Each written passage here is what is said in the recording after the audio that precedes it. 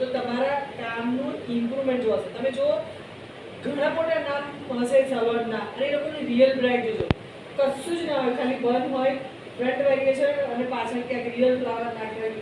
તો આની પાસે કેમ આટલા ક્લાઇન્ટ? ભલે સિમ્પલ બન બનાવ્યું છે પણ જો એ પરફેક્ટ મેજરમેન્ટથી અને પરફેક્ટ પ્લેસમેન્ટથી હોય ને તો તમારું કામ પરફેક્ટ અને રીચ જોવાય. બાકી તમે કેટલાય મોંઘા ફ્લાવર એસેસરી નાખી દો, આમ લાઇન્સ અહીંયા લાઇન્સ કરો, અહીંયા કરો બધું, પણ જો કામમાં અથવા તો એના પાર્ટિશનમાં, એના પ્લેસમેન્ટમાં જો સહેજે પરફેક્ટ નહીં હોય ને તો તમારું કામ એટલું જ ચીપ જોવાશે. સો કામમાં પરફેક્શન, એનું મેજરમેન્ટ જરૂરી છે. નથી કે તમે બાપા મેં તો 3 કલાક કરીને આખી હેરસ્ટાઈલ લાઈન કરી દીધી. નો, જરૂરી નથી. સ્લીક કામ કરો પણ એવી પરફેક્શન સાથે હોવું જોઈએ. પહેલાં તો તમને આપણે ક્રિમ્પિંગ શીખવાડ્યું છે કે અપોઝિટ, સવાર રીનાએ શીખવાડ્યું તમને, બરાબર છે? અપોઝિટ એટલા માટે કરવાનું કે તમને તરત જ હેરમાં બાઉન્સ મળી જાય કે તમારે કામ આ બાજુ કરવાનું છે. ફોર એક્ઝામ્પલ કે આપણા હેરનો ડિઝાઇન અહીંયા બનવાની છે, કોઈ બી ડિઝાઇન આ એરિયામાં બનવાની છે, પણ આપણે ક્રિમ્પિંગ કયા એરિયામાં કરીએ? અપોઝિટ. હવે અપોઝિટ એરિયામાં તમે ક્રિમ્પિંગ કરો છો આવી રીતે અને એ હેર આખા આ બાજુ આવે એટલે રૂટ્સથી તમને શું મળે? સૌથી પહેલું તમારા કામમાં ઇમ્પ્રુવમેન્ટ કોઈ આપશે ને તો તમારી ક્રિમ્પિંગ કરવાની સ્ટાઇલ. આ 90 ડિગ્રી છે, ફોર એક્ઝામ્પલ આ 90 ડિગ્રી.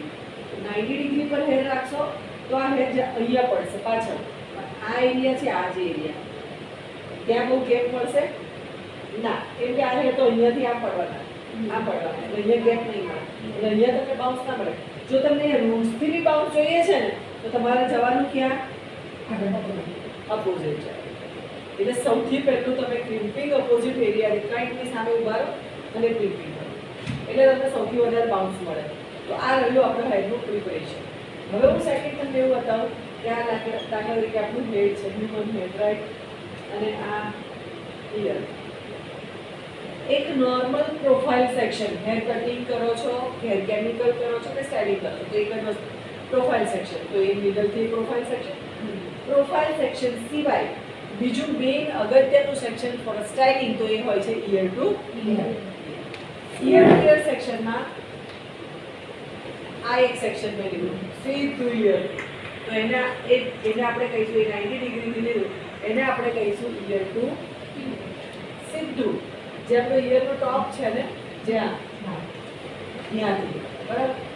પણ ઈયર ટુ ઈયર બી આપણે સ્ટુડન્ટને શીખવાડતું, સ્ટુડન્ટ કેવી મિસ્ટેક કરે, હું ચલો ઈયર ટુ ઈયર કાઢો એટલે આમ કાઢશે, યા તો પછી આમ કાઢશે કે મેડમ અમારો પોઈન્ટ તો ઈયર ઉપર જ છે ને, મતલબ આ સ્ટ્રેટ નથી. એટલે આ રીતે કરો શું થાય? કાં તો હેર આગળ વધે નહીં, આ રીતે કરો તો બહુ બધા વધી જાય. ઘણી વસ્તુ એ સ્ટુડન્ટ નોટ નથી કરતા. ઈયર ટુ એટલે સીધી સ્ટ્રેટ લાઈન આપવી જોઈએ, અહીંયાથી આગળ છે. પહેલી મિસ્ટેક. તો જ્યારે પણ તમે સેક્શન કાઢો છો મેક શ્યોર કરીને યાદ રાખવાનું કે આપણી જે લાઈન છે જેવો કોમ નાખો એટલે સીધી જ નીચે આવી જોઈએ. જો આડી ટેડી આમ કેમ હોય તો પણ તમારું ઇમ્પ્રુવમેન્ટ, તમારું કામ બગડે. આ એક વસ્તુ ઈયર ટુ ઈયર. બીજું સેક્શન છે ઈયર ટુ બેક. ઓકે, મને થોડા વધારે હેર જોઈએ છે, ફ્રન્ટ બનાવવાનો છે. તો ઈયર ટુ બેક એટલે ઈયરની પાછળથી જ્યારે આપણે લઈએ એને આપણે કહીશું ઈયર ટુ. અને ઘણી વાર વેસ્ટર્ન સ્ટાઇલ કરવી હોય જેમાં ફ્રન્ટમાં ખાલી આમ એસ કર્વ કે એવું કંઈક સિમ્પલ કરવું છે એને કહીશું ઈયર ટુ ફ્રન્ટ. બરાબર? તો ઈયર ટુ ઈયરમાં પણ આપણે આ 3 સેક્શન્સ ઓલમોસ્ટ યુઝ કરીએ છીએ. Ear to front, ear to back અને ઈયર ટુ રાઈટ. થર્ડ, આપણે હેર સ્ટાઇલિંગના સેક્શન કાઢીએ કે કયા કયા સેક્શનથી આપણે કામ કરી શકીએ. તો એક કોમન મેં તમને કીધું ઈયર ટુ ઈયર. તો આ એરિયાને આપણે કયા હેર કહીશું? આનો યુઝ ક્યાં કરીશું? Front variation.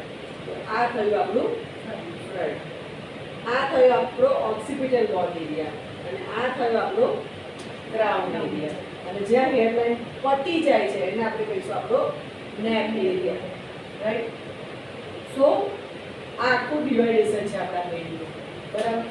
તો ફ્રન્ટ વેરિએશન કરવું છે. સૌથી પહેલાં આપણે ટેન્શન રહે મેડમ ફ્રન્ટ વેરિએશનમાં પ્રોબ્લેમ થાય, તો આપણે આ 10 દિવસની અંદર મશીનરીથી ફ્રન્ટ વેરિએશન બનાવીશું, બ્રેડ બનાવીને ફ્રન્ટ વેરિએશન કરીશું, બેક કોમ્બિંગ કરીને વોલ્યુમ કરીને ફ્રન્ટ વેરિએશન કરીશું, લાઇનિંગ કરીને ફ્રન્ટ વેરિએશન કરીશું, સિમ્પલી સ્લિપ ફ્રન્ટ વેરિએશન કરીશું. એટલે એટલી બધી ડિઝાઇન્સ તમે ફ્રન્ટમાં આપીશ ને કે તમને તમારા ક્લાયન્ટ માટે બહુ જ બધા ઓપ્શન્સ મળી રહેશે. ફર્સ્ટ ઓફ સેકન્ડ મેઇન છે એ આ એરિયા, રાઈટ. પહેલાં કેવું હતું, જ્યારે આજથી 3-4 વર્ષ પહેલાં બ્રાઇડલ સ્ટાઇલ કે કોઈ હોય તો સૌથી પહેલાં લુફર ક્યાં આવતો ખબર?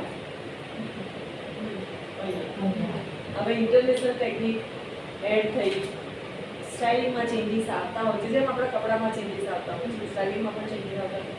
હવે આપણે લુફર કેવા થઈએ ખબર? લુફર બનાવવાના કામ પાડવાનું. સો આ એરિયા આપણો જે ઓક્સિપિટલ બોનથી ગ્રાઉન્ડ એરિયા છે એ આપણો જશે ઓલમોસ્ટ એના માટે બેક કોમિંગ કરીને મૂકવામાં. ઓક્સિપિટલ ગ્રાઉન્ડ એરિયાથી નેક એરિયાનો છે એ આ જશે આપણા લોબન ડિઝાઇન. યા તો લોબન બનાવો, ઓવરલેપ બનાવો, સી બન બનાવો, ડિઝાઇન ક્રિએટ કરો, ઓવરલેપ કરો, સાઇડ રોલ કરો, ફ્રેન્ચ બનાવો, જે પણ તમારે ઓપન રાખો, ચોટી બનાવો, મરમેડ બનાવો, એ આ એરિયામાં કામ કરવાનું. ઓપન રાખવા છે તો કે આ એરિયા. પણ આ ફ્રન્ટ વેરિએશન અને આ બે એ શું છે હેરસ્ટાઇલના હાર્ટ છે અને આ બે પરફેક્ટ આવી રીતે થવા જોઈએ. ઘણીવાર આપણે સ્ટાઇલિંગ કરતા હોઈએ ને ત્યારે કેવું થાય ખબર છે, આ અહીંયા બંધ બનાવે આ ફ્રન્ટ વેરિએશન અને આપણે અહીંયા ક્લીનઅપ કરીએ, આ એરિયા કેવો રહે ખાલી, પછી ત્યાં તમે ગજરા નાખી દો, ફ્લાવર નાખી, પીલો ના દેખાય એટલા માટે. પણ એ મેજરમેન્ટથી ચાલશો ને કે ભાઈ આ એરિયા ફ્રન્ટ વેરિએશન છે, આ એરિયા અમારે બેકોમી કરી વોલ્યુમ કરે છે, આ એરિયા અમારે ડિઝાઇન કરે. ડિઝાઇનમાં પછી ઓપન હેર પણ હોઈ શકે, પણ ઓપન હેર વેરિએશનમાં જ્યારે આપણે જોઈએ તો ઓપન હેર વેરિએશનમાં 50% open hair variation, 50% hair open variation એટલે તમે અહીંયા બી લાઇન્સ કરો છો, ડિઝાઇન કરો છો, અહીંયા મૂવમેન્ટ બનાવો છો, ફ્રન્ટ કરો છો, પછી જે હેર વધારીને તમે કર્લ્સ કરો છો યા તો એક્સટેન્શન આપો છો, એને આપણે કહીએ 50% ઓપન હેર હેરસ્ટાઇલ. એવું તો છે ક્લાયન્ટ સુધી મને ખાલી કર્લ્સ જ કરવાના છે, તો એવી રીતે આપણે પ્રેક્ટિસ નથી થઈ જવાનું. પછી 20% ઓપન હેર, તો ખાલી અહીંયા જ કોઈ બ્રેડ બનાવીને તમે ખાલી કરી આપો છો, બાકીના હેર બધા જ ઓપન રહે છે. 100% ઓપન હેર તો હેરમાં ટોટલી ફ્રી હેર રાખવા, એમાં એક પિન પણ આપણે એડ કરીએ નહીં, તો એ 100% ફ્રી હેર. સો ઓપન હેરમાં પણ તમે આવી રીતે કેટેગરીઝ રાખી શકો કે તમે કઈ ટાઈપની સ્ટાઇલિંગ કરવા જઈ રહ્યા છો. તો આ રહ્યા આપણા હેરના ડાયાગ્રામ કે આ પ્રિપરેશન છે, આ પાર્ટીશન છે અને આ સ્ટાઇલિંગ છે, રાઈટ. સો આ ત્રણેય વસ્તુઓ તમારી ક્લિયર હોવી જોઈએ. પાર્ટીશન્સ કરો છો યા કામ, તો આ રીતે જ્યારે કામ કરશો તો એકચ્યુઅલી શું થશે ખબર છે, આનું વોશ એ કરીને તમે આપું તો છે એના માટે ખાલી જ્ઞાન પૂરું